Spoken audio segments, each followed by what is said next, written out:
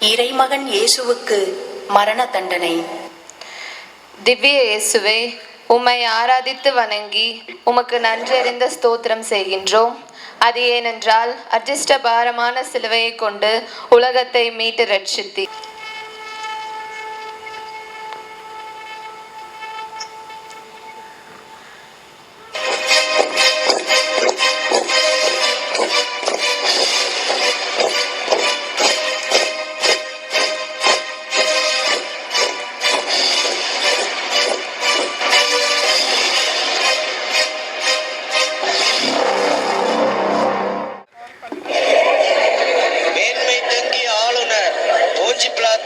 வருகிறார் வருகிறார் வருகிறார்.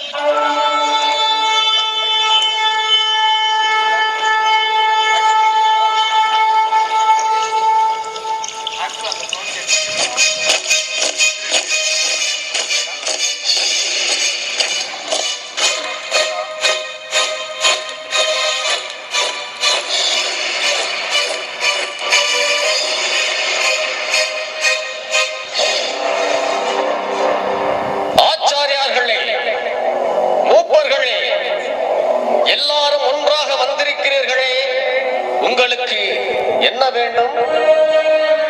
ஆளுநர் போத்தி பிளாத்துவுக்கு உங்கள் ஆசீர்வாதம்.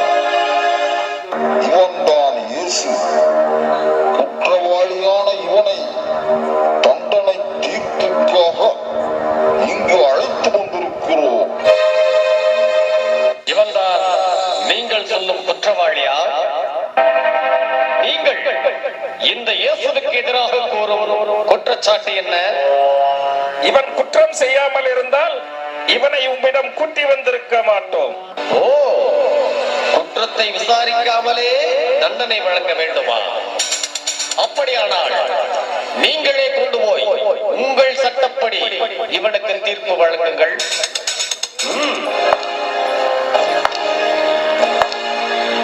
இவனை பார்த்தால் அப்படி தெரியவில்லையே. இவன் நம் நாட்டு மக்களின் சீரழிவிற்கு காரணமானவன். மக்களை குழப்பிவிட்டு அதில் இவன் குளிர்காய்கிறான். உண்மையில் இவன் ஒரு கலகக்காரன். யூதனா? இதோ உன் இனத்தாரும் தலைமை குருக்களும் மக்களின் மூப்பரும் தானே உன்னை என்னிடம் ஒப்படைத்தார்கள். நீ என்ன குற்றம் செய்தாய்? எனது ஆட்சி இவ்வுலக ஆட்சியை போன்றது அல்ல. அது இவ்வுலக ஆட்சியை போன்றதாய் இருந்தால் நான் யூதர்களிடம் காட்டி கொடுக்கப்படாதவாறு என் காவலர்கள் போராடி இருப்பார்கள். ஆனால் என் ஆட்சி இவ்வுலக ஆட்சி போன்றது அல்ல. அப்படியானால் நீ அரசன் தானா? அரசன் என்று நீ சொல்லுகிறேன். உண்மையை எடுத்துரைப்பதே என் பணி. இதற்காகவே நான் பிறந்தேன். இதற்காகவே உலகிற்கு வந்தேன். உண்மையை சார்ந்தவர் எவரும் என் குரலுக்கு செவிசாய்க்கின்றனர். என்ன சொல்லுகிறாய்? உண்மையா? என்ன உண்மை? சொல், என்ன உண்மை? எனக்கு வியப்பாய் இருக்கிறது. பதில் கூறினால் தானே உன்னை விசாரிக்க முடியும்.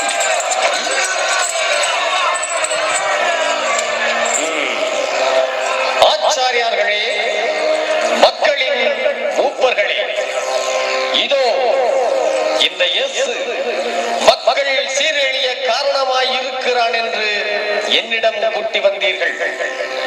உங்கள் முன்னிலையில் விசாரித்தும் இவனிடம் எந்த குற்றத்தையும் நான் காணவில்லை. குறிப்பாக சாவுக்குரிய குற்றம் ஒன்றும் இவனிடம் நான் காணவில்லை. பாஸ்கா விழாவின் போது மக்களுக்காக கைதி ஒருவனை விடுதலை செய்வது நமது வழக்கம் அல்லவா? அதன்படி இந்த இயேசுவை விடுதலை செய்வது உங்களுக்கு விருப்பமா?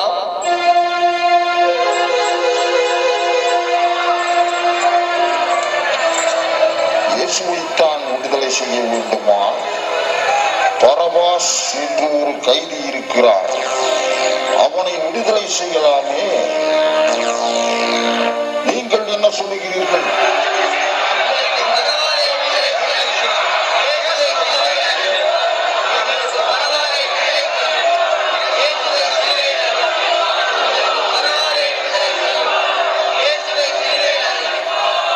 மரண தண்டனைக்குரிய குற்றம் ஏதும் இவனிடம் காணவில்லையே. எனவே இவனை நான் தண்டித்து விடுதலை செய்வேன்.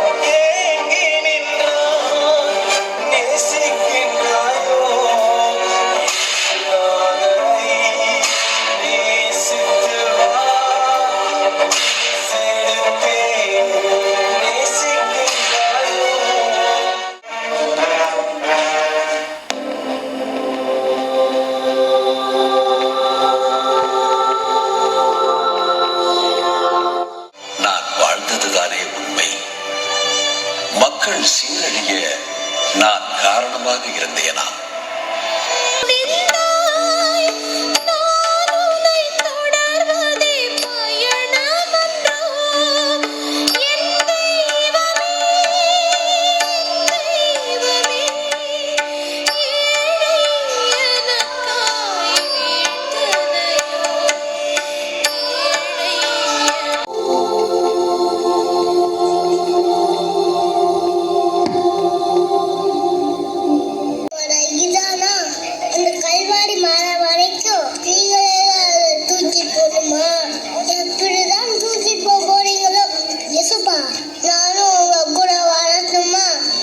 என் உயிரை யாரும் என்னிடமிருந்து பறித்து விட முடியாது. நானாகவே அதை கையளிக்கின்றேன்.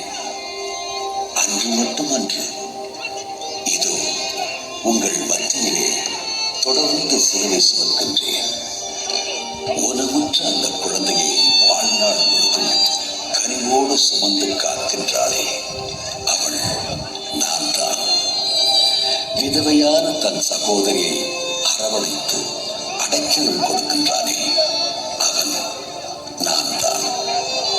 படுத்து படுக்கையாய் கிடக்கும் பெற்றோர்களை பாசத்தோடு பராமரிக்கின்றாளே, அவளும் நான் தான்.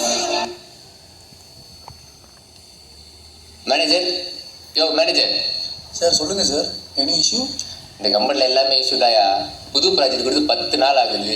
என்ன ஸ்டேட்டஸ்ன்னு ஒரு அப்டேட் இல்லை. நீங்களா என்ன தான் பண்ணிட்டு இருக்கீங்க இந்த ஆஃபீஸில்?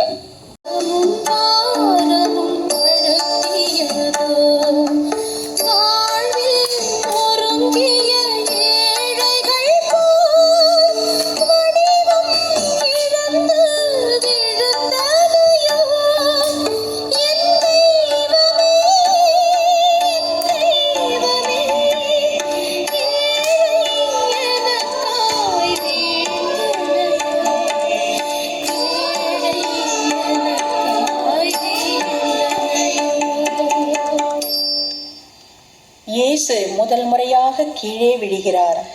திவ்ய இயேசுவே, உம்மை ஆராதித்து வணங்கி உமக்கு நன்றறிந்த ஸ்தோத்திரம் செய்கின்றோம். அது ஏனென்றால் அஜிஷ்ட பாரமான சிலுவையை கொண்டு உலகத்தை மீட்டு ரட்சித்தீர்.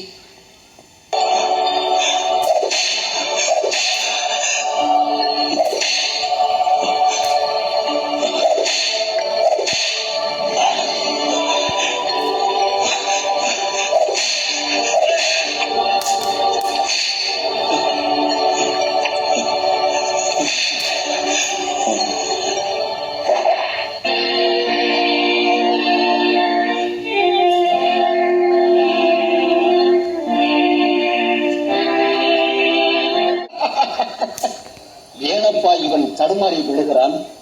நீ அதை ரசித்து சிரிக்கிறாயே நண்பா. இவன் அந்நாளில் சொன்னது இன்று என் நினைவுக்கு வந்தது. அதை நினைத்தேன், சிரித்தேன். என்ன சொன்னான் இவன்? சுமை சுமந்து சோர்ந்திருப்போரே, எல்லோரும் என்னிடத்தில் வாருங்கள், நான் உங்களுக்கு இறைப்பார்கள் தருகிறேன் என்றான். என்று இவனது சுமையையே இவனால் சுமக்க முடியவில்லையே, அதை நினைத்தேன் சிரித்தேன்.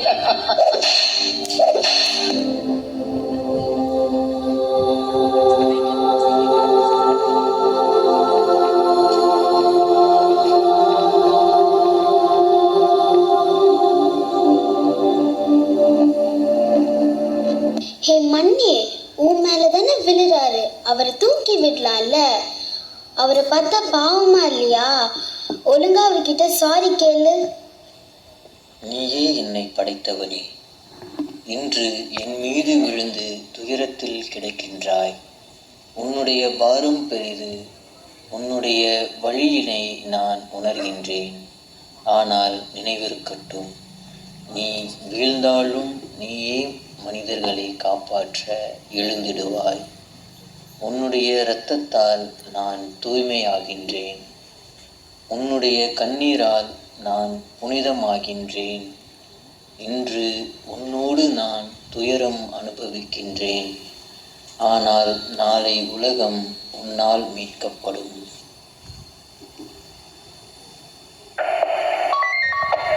கான்ஸ்டபிள், பழைய பெண்டிங் ஃபைல்ஸ் அப்புறம் ஸ்டேஷனோட அப்டேட்ல எடுத்துட்டு வாங்க.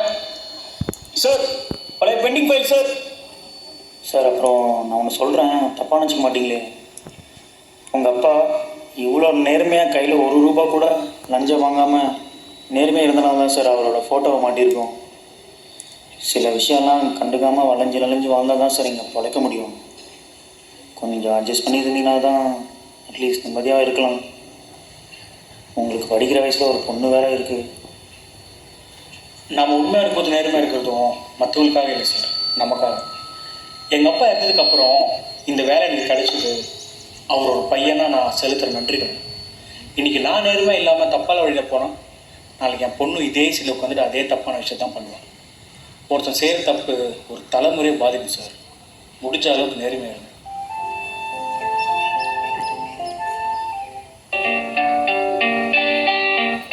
ஊருக்காக உழைப்பவர்கள் தோல்வி அடையலாம், ஆனால் அவர் ஏற்றிய ஜோதி எழுந்து எரியும். 4ஆம் நிலை. வேதனையில் தாயும் மகனும்.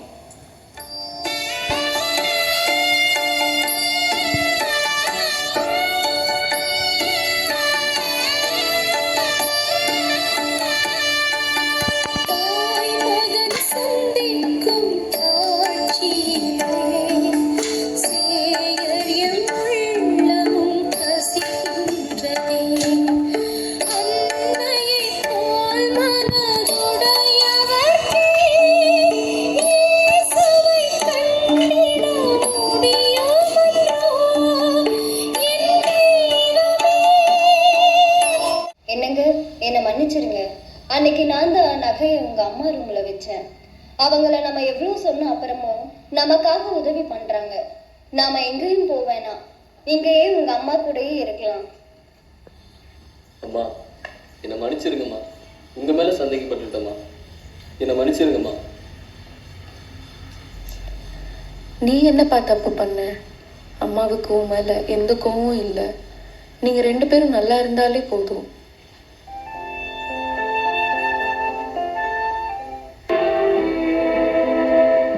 கண்ணீருடன் நிற்கும் மன்னையர் இங்கு பல கோடி உள்ளனர். கணவனின் பொறுப்பற்ற தனத்தால் நன்றி கெட்ட மக்களால் பலரும் கண்ணீர் விடுகின்றனர். தன் பிள்ளை நீதிமன்றத்தில் அநியாயமாய் தண்டிக்கப்படும் போது, வாழச் சென்ற மகள் வரதட்சணை போரில் வாழ்விழந்து விடும்போது, பெண்ணினமே உன் சிலுவை பாதை மிக மிக கொடியது. இயேசுவோடு பயணம் செய்த மரியாள் நம் முன்னே நடக்கிறாள். நம்பிக்கை கொள்வோம். எங்கள் பேரில் தயவாயிரும் சுவாமி, எங்கள் பேரில் தயவாயிரும். எங்கள் பேரில் தயவாயிரும் சுவாமி, எங்கள் பேரில் தயவாயிரும். மரித்த விசுவாசிகளின் ஆன்மாக்கள் சர்வேஸ்வர இரக்கத்தினால் நித்திய சமாதானத்தில் இளைப்பாற கடவது. ஆமீன்.